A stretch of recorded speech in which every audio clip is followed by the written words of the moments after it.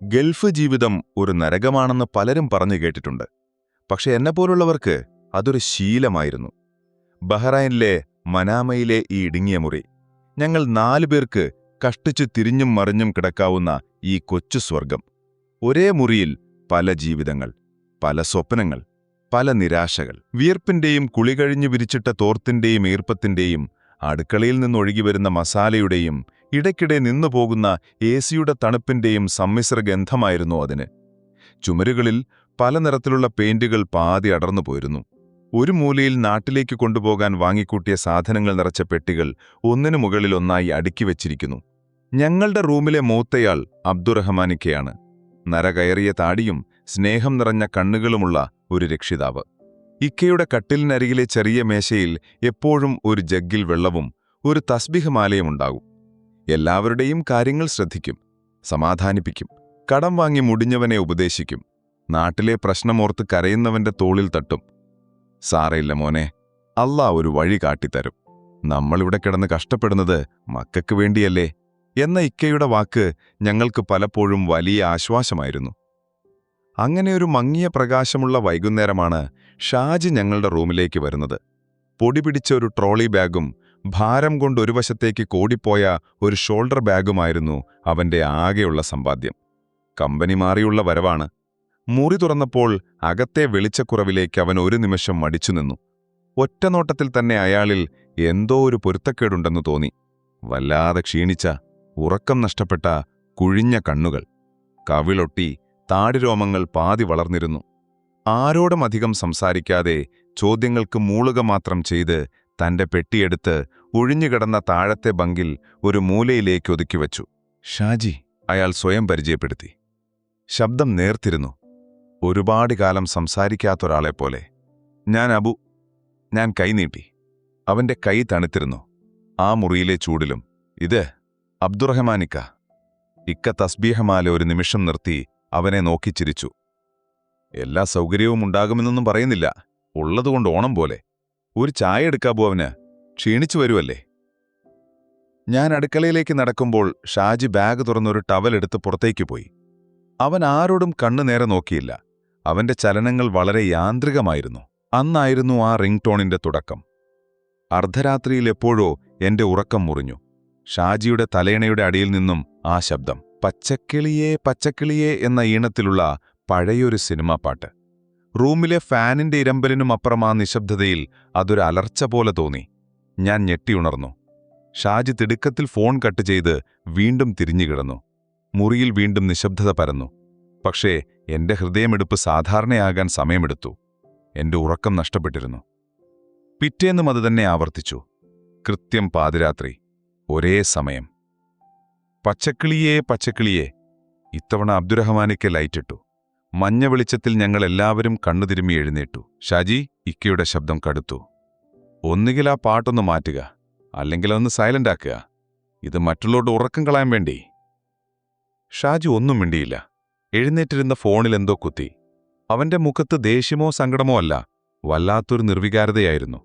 ഒരു ശവത്തെ നോക്കുന്ന പോലെ. പിന്നെ തിരിഞ്ഞുകിടന്നു. മനുഷ്യപ്പറ്റില്ലാത്ത ജന്തുക്കൾ. മറ്റേ റൂംമേറ്റ് സുബേർ പിറുവിറുത്തു. ഒറ്റയടിക്ക് ഉറക്കം പോയി കിട്ടി. ഒന്ന് ക്ഷമിക്കു സുബേറെ, പുതിയ ആളല്ലേ, ചിലപ്പോൾ നാട്ടിൽ വല്ല അത്യാഹിനവുമായിരിക്കും എന്നിക്ക് അവനെ സമാധാനിപ്പിച്ചു.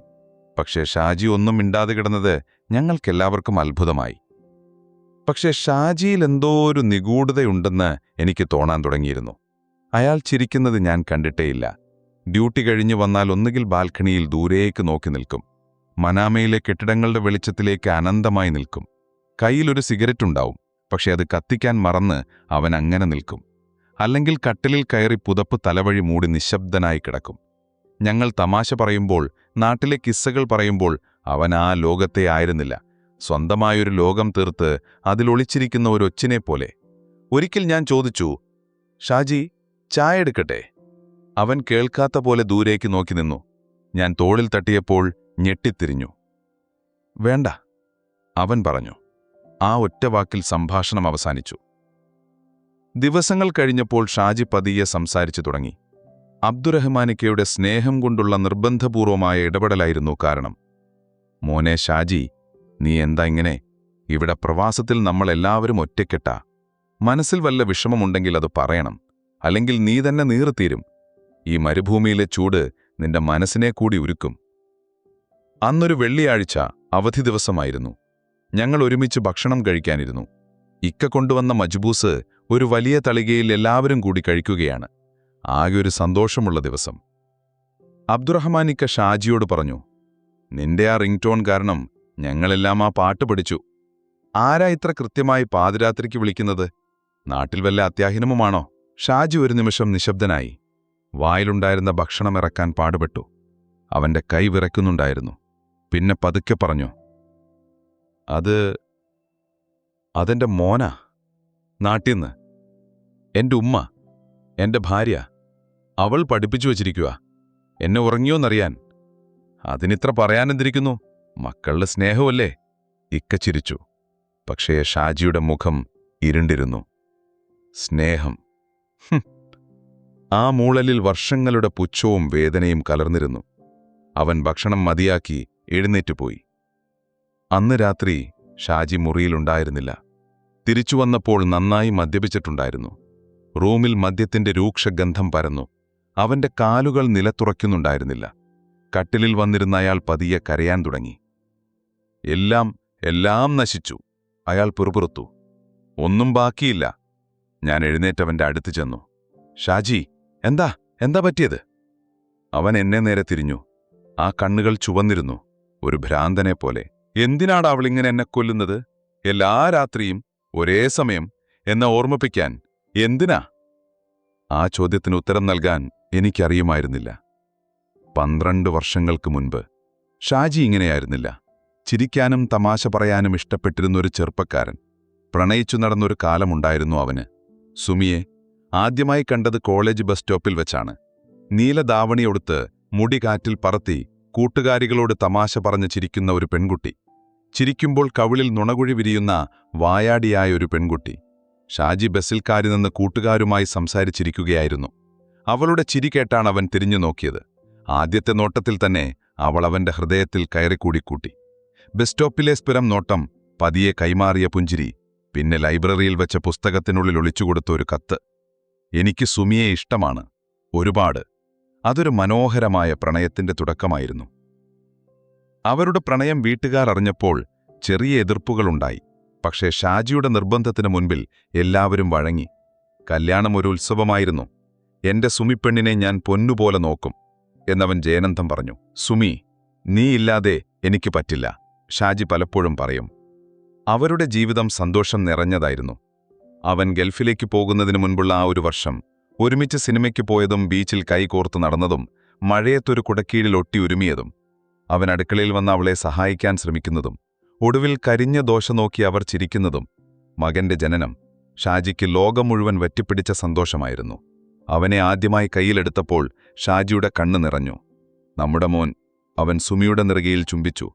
ഇവനുവേണ്ടി ഇനി നമ്മൾ ജീവിക്കണം. പക്ഷേ സുമിയുടെ ഭൂതകാലത്തിലൊരു നിഴലുണ്ടായിരുന്നു. വിനോദ്. കോളേജ് കാലത്ത് സുമിയുടെ പുറകെ നടന്നവൻ. അതൊരു പ്രണയമായിരുന്നില്ല, ഒരുതരം സൈക്കോ സ്വഭാവമായിരുന്നു. നീ എന്റേതാണ് എന്ന് ഭീഷണിപ്പെടുത്തുന്ന സ്വരം. ഒരിക്കൽ കോളേജിൽ വെച്ച് അവൻ അവളുടെ കയ്യിൽ കയറി പിടിച്ചു. ഷാജിയും കൂട്ടുകാരും ചേർന്നാണ് അന്ന് അവനെ കല്ലി ഓടിച്ചത്. നീ മറ്റാരെയെങ്കിലും കല്യാണം കഴിച്ചാൽ അന്ന് തീരുമെല്ലാം എന്നവൻ ഷാജിയോട് പറഞ്ഞ ഭീഷണി സുമി ഓർത്തു. വിവാഹത്തോടെ വിനോദിന്റെ ശല്യം അവസാനിച്ചെന്ന് സുമി കരുതി. തെറ്റി. ഷാജി ഗൾഫിലേക്ക് പോയി 6 മാസം കഴിഞ്ഞപ്പോൾ അവൻ വീണ്ടും പ്രത്യക്ഷപ്പെട്ടു. ഒരു ദിവസം സുമി കുഞ്ഞിനെ ഉറക്കി മുറ്റമടിക്കുമ്പോൾ അവൻ ഗേറ്റ് തുറന്ന് അകത്തേക്ക് വന്നു. അവനെ കണ്ടതും സുമിയുടെ കയ്യിൽ നിന്ന് ചൂല് താഴെ വീണു. നീയിപ്പോ വലിയ സന്തോഷത്തിലാണല്ലേ? ഷാജി, പണം, സുഖം. അവന്റെ ചിരിയിൽ വിഷം കലർന്നിരുന്നു. ദയവ് ചെയ്തെന്നെ വിടൂ, എനിക്കൊരു ജീവിതമുണ്ട്, സുമി കരഞ്ഞു പറഞ്ഞു. നിന്റെ ജീവിതം, അത് ഞാൻ തീരുമാനിക്കും. അവൻ ചിരിച്ചു. പഴയ ചിലതൊക്കെ എന്റെ കയ്യിലുണ്ട്. നിന്റെ കല്യാണത്തിന് മുൻപുള്ള ചില ഫോട്ടോകൾ, നമ്മൾ ഒരുമിച്ചുള്ളത്. വെറുതെ കോളേജ് ടൂറിന് പോയപ്പോഴെടുത്ത പടങ്ങളാ.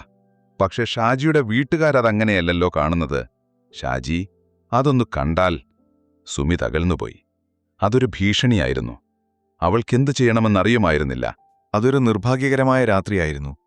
ഷാജി നാട്ടിലുണ്ടായിരുന്നു, അവധിക്ക് വന്നതാണ്. പക്ഷേ ഒരു ബിസിനസ് ആവശ്യത്തിന് തിരുവനന്തപുരത്ത് പോയതായിരുന്നു.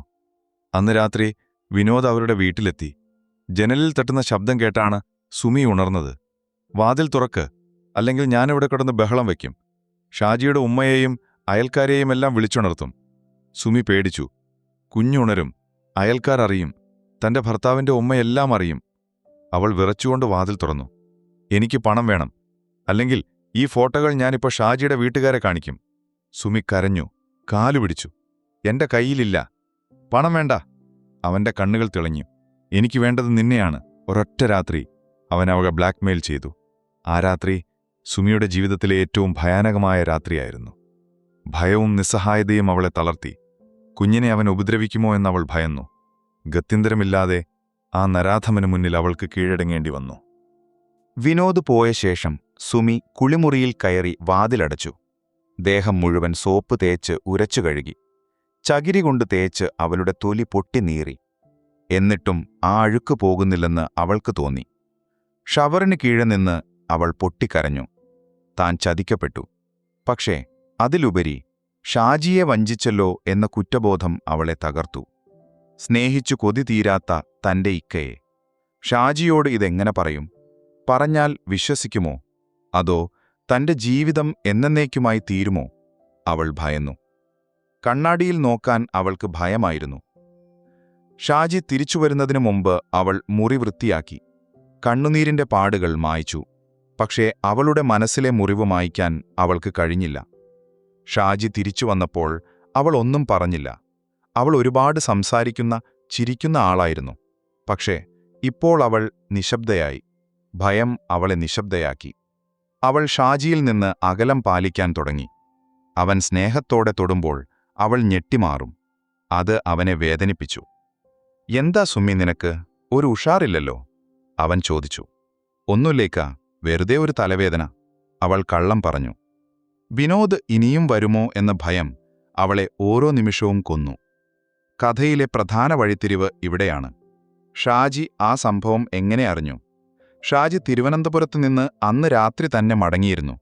ബിസിനസ് മീറ്റിംഗ് നേരത്തെ കഴിഞ്ഞു. ഭാര്യയ്ക്കൊരു സർപ്രൈസ് കൊടുക്കാൻ അവൾക്കിഷ്ടപ്പെട്ട മുല്ലപ്പൂവും വാങ്ങിയാണ് അതിരാവിലെ വീട്ടിലെത്തിയത്. വീടിന്റെ മുൻവാതിൽ ചാരിയതേ ഉണ്ടായിരുന്നുള്ളൂ. അവൻ ശബ്ദമുണ്ടാക്കാതെ അകത്ത് കടന്നു. കിടപ്പുമുറിയിൽ നിന്ന് ഒരു ഞരക്കം കേട്ട് ഷാജി അങ്ങോട്ട് ചെന്നു. വാതിൽ പാതി തുറന്നിരുന്നു. അവൻ കണ്ട കാഴ്ച സുമി. അവന്റെ സുമി, മറ്റൊരാളുടെ കൂടെ. വിനോദിനെ അവന് നേരത്തെ അറിയാമായിരുന്നു. കോളേജിൽ വെച്ച് അവനെ ഒരിക്കൽ താക്കീത് ചെയ്തതാണ്. ഷാജി സ്തബ്ധനായി നിന്നുപോയി. അവന്റെ കയ്യിലിരുന്ന മുല്ലപ്പൂ താഴെ വീണു. അവന്റെ ശ്വാസം നിലച്ചു. അവന്റെ ലോകം തലകീഴായി മറിഞ്ഞു. അവൻ ശബ്ദമുണ്ടാക്കാതെ പുറത്തിറങ്ങി. എന്തു ചെയ്യണമെന്നറിയാതെ അവൻ വരാന്തയിലിരുന്നു. നെഞ്ചു പൊട്ടിത്തെറിക്കുന്നതുപോലെ തോന്നി. തന്റെ പ്രാണനായിരുന്നവൾ. അവൻ ഇരിക്കണോ പോകണോ എന്ന് നിശ്ചയമില്ലായിരുന്നു. അപ്പോഴാണ് സുമിയുടെ ഫോൺ ഹാളിലെ ടീപ്പോയിൽ കിടക്കുന്നത് കണ്ടത്. അതിലേക്കൊരു മെസ്സേജ് വന്നു. വിനോദിൻ്റേതായിരുന്നു. ഇന്നലത്തെ രാത്രി മറക്കില്ല. ഫോട്ടോ ഞാൻ ഡിലീറ്റ് ചെയ്തിട്ടുണ്ട്. പക്ഷേ ഓർമ്മകൾ. ഷാജിക്ക് എല്ലാം വ്യക്തമായി. തന്റെ ഭാര്യ തന്നെ വഞ്ചിച്ചു. അവൻ വിശ്വസിച്ച പ്രണയം, സ്നേഹം എല്ലാം വ്യാജമായിരുന്നു. ആ മെസ്സേജ് അവന്റെ നെഞ്ചിൽ ഒരു കഠാര പോലെ തറച്ചു. അവൾ ബ്ലാക്ക്മെയിൽ ചെയ്യപ്പെടുകയായിരുന്നു എന്ന് ആ മെസ്സേജിൽ നിന്ന് വ്യക്തമായിരുന്നില്ല. അവൻ സുമിയോട് നേരിട്ട് ചോദിച്ചില്ല. ചോദിക്കാൻ അവന് ശക്തിയുണ്ടായിരുന്നില്ല. അവൾ എഴുന്നേൽക്കുന്നതിനു മുമ്പ് അവൻ അകത്തേക്ക് പോയി തന്റെ ബാഗ് പാക്ക് ചെയ്തു. ഉറങ്ങിക്കിടക്കുന്ന മകന്റെ നെറ്റിയിൽ അവൻ അവസാനമായി ഉമ്മ വെച്ചു. ആ പിഞ്ചുകുഞ്ഞിന്റെ മുഖം കണ്ടപ്പോൾ അവന്റെ നെഞ്ചു പൊട്ടി. അവൾ എഴുന്നേൽക്കുന്നതിനു മുമ്പ് അവൻ ആ വീട് വിട്ടിറങ്ങി. അവൻ സത്യം മനസ്സിലാക്കി, പക്ഷേ സാഹചര്യം മനസ്സിലാക്കിയില്ല. അവൻ മാനസികമായി തകർന്നു. ആ നിമിഷം പഴയ ഷാജി മരിക്കുകയായിരുന്നു. വീട്ടിൽ നിൽക്കാൻ അവന് കഴിഞ്ഞില്ല. സുമിയുടെ മുഖത്തു നോക്കാൻ അവന് ശക്തിയുണ്ടായിരുന്നില്ല. അവൾ ഉറക്കമുണർന്ന് തന്നെ കാണാതെ തിരയുമ്പോൾ അവൻ ബസ് സ്റ്റാൻഡിലായിരുന്നു. നേരെ ഗൾഫിലേക്ക് ടിക്കറ്റ് ബുക്ക് ചെയ്തു. എന്തായിക്കാ ഇത്ര പെട്ടെന്ന്? ലീവ് തീർന്നില്ലല്ലോ, സുമി ഫോണിൽ കരഞ്ഞു. അവളുടെ ശബ്ദം കേട്ട് അവന്റെ ഉള്ളം നീറി. ഇക്ക, കമ്പനിന്ന് പെട്ടെന്ന് വിളിച്ചു, അത്യാവശ്യമാണ്. അവൻ കള്ളം പറഞ്ഞു. അതായിരുന്നു അവന്റെ ആദ്യത്തെ കള്ളം. പക്ഷേ ആ കള്ളം അവന്റെ ജീവിതം തന്നെ മാറ്റിമറിച്ചു. വിമാനത്തിലിരിക്കുമ്പോൾ അവൻ പൊട്ടിക്കരഞ്ഞു. ഷാജിയുടെ പെരുമാറ്റത്തിലെ മാറ്റം സുമി ശ്രദ്ധിച്ചു. പക്ഷേ അത് ഗൾഫിലെ പ്രയാസങ്ങൾ കൊണ്ടാണെന്ന് അവൾ തെറ്റിദ്ധരിച്ചു. വിനോദിന്റെ സംഭവം അവൾ ഒരു പേടിസ്വപ്നം പോലെ മറക്കാൻ ശ്രമിച്ചു. പക്ഷേ ഷാജി, അവൻ ഓരോ ദിവസവും ആ ഓർമ്മയിൽ നീറിപ്പുകഞ്ഞു. സുമിയുടെ സ്നേഹം നിറഞ്ഞ വാക്കുകൾ അവന് കപടതയായി തോന്നി. ഇക്ക, ഭക്ഷണം കഴിച്ചോ എന്നവളുടെ ചോദ്യം അവന് മുള്ളുകൾ പോലെയാണ് തറച്ചത്. നീ എനിക്ക് വിഷം തന്നില്ലല്ലോ എന്ന് അവൻ മനസ്സിൽ പറഞ്ഞു. അവൻ നാട്ടിലേക്ക് വിളിക്കുന്നത് കുറച്ചു. സംസാരിക്കുമ്പോൾ മക്കളുടെ കാര്യം മാത്രം ചോദിക്കും. മോൻ എന്തു പറയുന്നു? അവന് സുഖം. ഇക്കായെ എപ്പോഴും ചോദിക്കും. ഉമ്മാക്കോ? ഉമ്മാക്കും സുഖം. സുമി, നിനക്കോ എന്ന് പണ്ട് ചോദിച്ചിരുന്ന ചോദ്യം അവൻ ചോദിക്കാതെയായി. ഇക്കാക്ക് എന്നോട് ദേഷ്യമുണ്ടോ? അവൾ ഒരിക്കൽ കരഞ്ഞുകൊണ്ട് ചോദിച്ചു. ഏയ്, എന്തിന്? വരണ്ട മറുപടി. ആ വരൾച്ച മരുഭൂമിയേക്കാൾ വലുതായിരുന്നു. ആ മറുപടിയിൽ സുമിയുടെ ഹൃദയം തകർന്നു. ഗൾഫിലെ അടുത്ത 12 വർഷങ്ങൾ, അത് ഷാജിക്ക് വർഷങ്ങളായിരുന്നില്ല, യുഗങ്ങളായിരുന്നു. ഒറ്റപ്പെടൽ അവനെ മദ്യത്തിനടിമയാക്കി. ഡ്യൂട്ടി കഴിഞ്ഞാൽ നേരെ മുറിയിലേക്ക്. കൂട്ടുകാരോടൊപ്പം പുറത്തു പോകില്ല, തമാശ പറയില്ല. റൂമിലെത്തി കുപ്പി തുറക്കും. ഓരോ തുള്ളി മദ്യവും അവന്റെ ഉള്ളിലെ തീ അണയ്ക്കാൻ അവൻ ശ്രമിച്ചു. പക്ഷേ അത് ആളിപ്പടരുകയേ ചെയ്തു. ഡ്യൂട്ടി, റൂം, മദ്യം. അവന്റെ ലോകം ചുരുങ്ങി. അവൻ മറ്റൊരു മനുഷ്യനായി. നാട്ടിലേക്ക് പണമയക്കുന്ന ഒരു യന്ത്രം മാത്രമായി അവൻ സ്വയം മാറി. മക്കൾ വളരുന്നത് അവൻ ഫോട്ടോകളിൽ കണ്ടു. മകന്റെ ഫോൺ കോൾ മാത്രമായിരുന്നു അവന്റെ ഒരേയൊരു ആശ്വാസം. പക്ഷേ ആ പച്ചക്കിളി റിംഗ്ടോൺ കേൾക്കുമ്പോൾ, അത് സുമി പഠിപ്പിച്ചതാണെന്ന് ഓർക്കുമ്പോൾ അവന്റെ ഉള്ളിലെ ദേഷ്യം ആളിക്കത്തും. ഉറങ്ങിയോ അച്ഛാ എന്ന് മോൻ ചോദിക്കുമ്പോൾ, ഇല്ല മോനെ എന്ന് പറയുമ്പോഴും അവൻ മാനസികമായി എന്നോ മരിച്ചു കഴിഞ്ഞിരുന്നു. ആ പാട്ട് കേൾക്കുന്നത് അവനൊരു പീഡനമായിരുന്നു. മക്കളോടുള്ള സ്നേഹവും ഭാര്യയോടുള്ള അടങ്ങാത്ത ദേഷ്യവും സ്നേഹവും കാരണം അവന്റെ മനസ്സ് നീറിപ്പുകഞ്ഞു. എല്ലാം അറിഞ്ഞിട്ടും അവളെ വെറുക്കാൻ കഴിയുന്നില്ലല്ലോ എന്നവൻ പല രാത്രികളിലും തനിച്ചു കരഞ്ഞു. ആ സ്നേഹം തന്നെയാണ് അവനെ ഏറ്റവും വലിയ ഭ്രാന്തനാക്കിയത്. അവളെ ഉപേക്ഷിക്കാൻ അവന് കഴിഞ്ഞില്ല, കാരണം മക്കൾ. അവളോട് ക്ഷമിക്കാനും അവന് കഴിഞ്ഞില്ല, കാരണം അവൻ കണ്ട ആ കാഴ്ച. കഥ വർത്തമാനകാലത്തേക്ക് മടങ്ങുന്നു. മനാമയിലെ ആ ഇടുങ്ങിയ മുറിയിലേക്ക്. അന്നൊരു വ്യാഴാഴ്ച രാത്രിയായിരുന്നു. റൂമിൽ ഞാനും ഷാജിയും മാത്രം. അബ്ദുറഹ്മാനിക്ക പള്ളിയിൽ പോയിരുന്നു. അവൻ പതിവിൽ കൂടുതൽ മദ്യപിച്ചിരുന്നു. അബൂ, എന്താ ഷാജി? നീ എന്റെ അനിയനെപ്പോലെയാ. നിന്നോടൊരു സത്യം പറയാം. എന്റെ നെഞ്ചു പൊട്ടിയിട്ട് 12 കൊല്ലമായി. എന്റെ പെണ്ണ്, എന്റെ സുമി, അവൾ എന്നെ ചതിച്ചു. ഷാജി ആ രാത്രിയുടെ കഥ എന്നോട് പറഞ്ഞു. അവൻ കണ്ട കാഴ്ച, ആ മെസ്സേജ്, എല്ലാം. 12 വർഷമായി അവനാ തീ ഉള്ളിൽ കൊണ്ടു നടക്കുകയായിരുന്നു. അവൾ സ്നേഹം നടിക്കുക അബു. എല്ലാ ദിവസവും പാതിരാത്രിക്ക് മോനെ കൊണ്ട് വിളിപ്പിക്കും, ഞാൻ ഉറങ്ങിയോ എന്നറിയാൻ, എന്നെ പേടിപ്പിക്കാൻ, എന്നെ ഓർമ്മിപ്പിക്കാൻ. നീ എല്ലാം അറിഞ്ഞിട്ടും എന്നെ ഒന്നും ചെയ്യാൻ കഴിയാലോ എന്നവൾ കളിയാക്കുകയാണ്. അവനൊരു കൊച്ചുകുഞ്ഞെപ്പോലെ എന്റെ തോളിൽ ചാരിക്കരഞ്ഞു. എനിക്കവളെ കൊല്ലാൻ ദേഷ്യമുണ്ട്. പക്ഷേ എനിക്കവളില്ലാതെ പറ്റൂന്നില്ല. എന്താ അബ്ബു ഞാൻ ചെയ്യേണ്ടത്? ഷാജിയുടെ സങ്കടം എന്റെ മനസ്സിൽ ഒരു വലിയ മുറിവുണ്ടാക്കി. ഞാൻ സുമിയെ വെറുത്തു. ഇത്രയും നല്ലൊരു മനുഷ്യനെ, ഈ മരുഭൂമിയിൽ കിടന്നുരുകുന്ന ഒരു പ്രവാസിയെ ചതിച്ച അവളോടെനിക്ക് അടങ്ങാത്ത ദേഷ്യം തോന്നി. നീ വിഷമിക്കേണ്ട ഷാജി, എല്ലാം ശരിയാവും, ഞാൻ വെറുതെ പറഞ്ഞു. പക്ഷേ എങ്ങനെ ശരിയാവാനാണ്? ഷാജി ഗൾഫിലേക്ക് മടങ്ങിയ ശേഷം വിനോദ് വീണ്ടും സുമിയെ സമീപിച്ചിരുന്നു. പണത്തിനായിരുന്നു ഇത്തവണ ആവശ്യം. ഇത്തവണ പണം തന്നില്ലെങ്കിൽ ഞാൻ തന്നെ ഷാജിയെ വിളിച്ച് എല്ലാം പറയും. അവൾ ഭയന്നു. പക്ഷെ അവൾക്ക് പണം കൊടുക്കാൻ കഴിഞ്ഞില്ല. അവൾ ഷാജിയുടെ ഉമ്മയോടെല്ലാം തുറന്നു പറയാൻ തീരുമാനിച്ച ദിവസമാണ് ആ വാർത്ത വന്നത്. മയക്കുമരുന്ന് കേസിൽ വിനോദ് പോലീസിന്റെ പിടിയിലായി. ലോക്കപ്പിൽ വെച്ച് മറ്റൊരു പ്രതിയുമായുള്ള അടിപിടിയിൽ അവൻ മരിച്ചു. വിനോദിന്റെ മരണം സുമിക്ക് ആശ്വാസം നൽകി. തന്റെ ജീവിതത്തിലെ കറുത്ത അധ്യായം അവസാനിച്ചെന്നവൾ കരുതി. അവൾ ഷാജിയെ വിളിച്ചു. പക്ഷെ അപ്പോഴും അവന്റെ ശബ്ദത്തിൽ പഴയ സ്നേഹമുണ്ടായിരുന്നില്ല. ഷാജിയുടെ മൗനത്തിന്റെ കാരണം മാത്രം അവൾക്ക് മനസ്സിലായില്ല. അവൾ കരുതിയത് ഗൾഫിലെ കഷ്ടപ്പാടുകൾ ഷാജിയെ മാറ്റിയെന്നായിരുന്നു. ഷാജിയെ സത്യങ്ങളൊന്നും അറിഞ്ഞുമില്ല. ഷാജിയുടെ കഥ കേട്ട് ഞാനൊരു തീരുമാനമെടുത്തു. അടുത്ത ലീവിന് നാട്ടിൽ പോകുമ്പോൾ ഈ പ്രശ്നം പരിഹരിക്കണം. സുമിയെ നേരിൽ കാണണം. അവരോട് ചോദിക്കണം, എന്തിനാണ് ഈ ചതി ചെയ്തതെന്ന്. ഷാജി ഇങ്ങനെ നശിക്കാൻ വിട്ടുകൂടാ. എന്റെ സുഹൃത്തിനു വേണ്ടി എനിക്കിത് ചെയ്യണം. അടുത്ത മാസം എനിക്ക് ലീവ് കിട്ടി. ഷാജി അറിഞ്ഞപ്പോൾ അവന്റെ മുഖത്ത് ഒരു പ്രകാശമുണ്ടായി.